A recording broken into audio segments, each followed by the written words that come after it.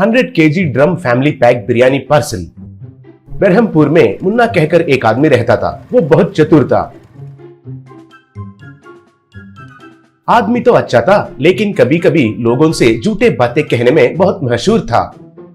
उसका दोस्तों में लड्डू कहकर एक कंजूस रहता था। उसके पास कितना भी पैसे रहने से भी बहुत कंजूसी दिखाता था। टूथपेस्ट इस्तेमाल किया तो पैसे खर्चे होते हैं कहकर नीम का लकड़ी से दांत साफ करना, साबुन के बदले ईंट का इस्तेमाल करना, रातों में कपड़े के बदले न्यूज़पेपर को पहनना, गर्मी के मौसम में एसी के लिए एटीएम सेंटर्स में घुसना, ऐसा बेकार के काम करता रहता था। लेकिन उनका दोस्तों का जन्मदिन आया है तो वो उनके पार्टी में घुस जाता था। उधर मुफ्त में शराब पीकर पूरा बिरयानी को खा लेता था। एक दिन नवीन कहकर एक आदमी उसका जन्मदिन के लिए उसके दोस्तों को बुलाकर पार्टी मना रहा था।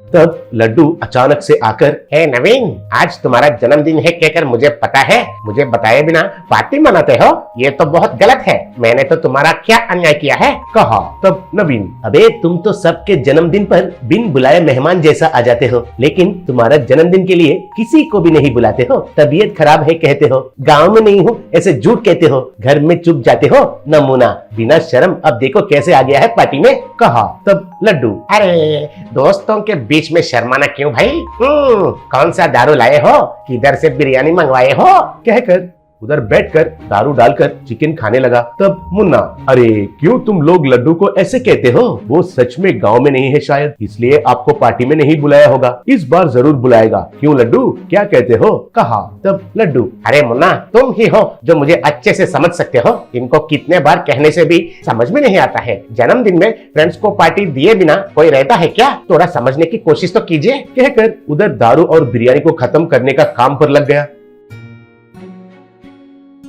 तब मुन्ना, सुपर लड्डू, फिर तो अगले साल तुम्हारा जन्मदिन पर हमें पार्टी देगा क्या, पूछा। तब लड्डू, क्यों नहीं देता हूँ, जबरदस्त पार्टी दूंगा, इसमें कोई शक नहीं है। आप सब मेरे दोस्त हैं, कहा। तब मुन्ना, ठीक है लड्डू, फिर तो एक काम करते हैं, दारू तो हम लाते हैं, बिरयानी को तुम मंगाओ बस, कहा। तब लड्डू, हाँ बस, वो कितना काम है।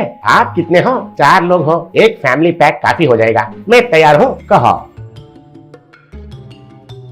ऐसे उसका जन्मदिन आया। तब मुन्ना वाले शराब के बॉटल्स के साथ लड्डू के घर पहुंचे। लड्डू, हाँ आइए आइए, आप ही का इंतजार कर रहा हूँ, कहा। तब एक, अरे जन्मदिन के डेकोरेशन कहाँ है और केक कहाँ है, पूछा। तब लड्डू, अरे वे सब क्यों रे, मुझे बिल्कुल पसंद नहीं है। आइए पार्टी तो शुरू करते हैं, कहा। ऐसे वे बैठकर बॉटल्स को खोलकर दारू पीना शुरू किए। दारू पीते हुए मुन्ना, अरे लड्डू, दारू तो हम लाए, बिरयानी को तुम मंगाओगे कहे थे ना। मुझे एक जगह मालूम है, उधर बिरयानी बहुत बढ़िया रहता है, उधर दाम भी थोड़ा कम है, फोन करके ऑर्डर करूँ क्या, पूछा। तब लड्डू, अरे वाह, दाम कम है, फिर तो उधर से ही मंगाओ ना, करो करो फोन करो, कहा।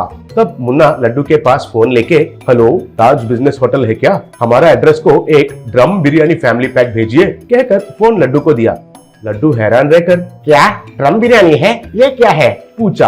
तब मुन्ना, अरे तुम्हें तो नशा चढ़ गया है, ड्रम बिरयानी कहा था या फिर दम बिरयानी कहा था मैंने, कहा। तब बाकी के सब दम बिरयानी ही कहा था, कहे। तब लड्डू, हाँ ठीक है, तुम जो कह रहे हो शायद वो सच है, और एक पैक तो डालो, कहा। ऐसे कुछ देर के बाद डोर बेल बजा।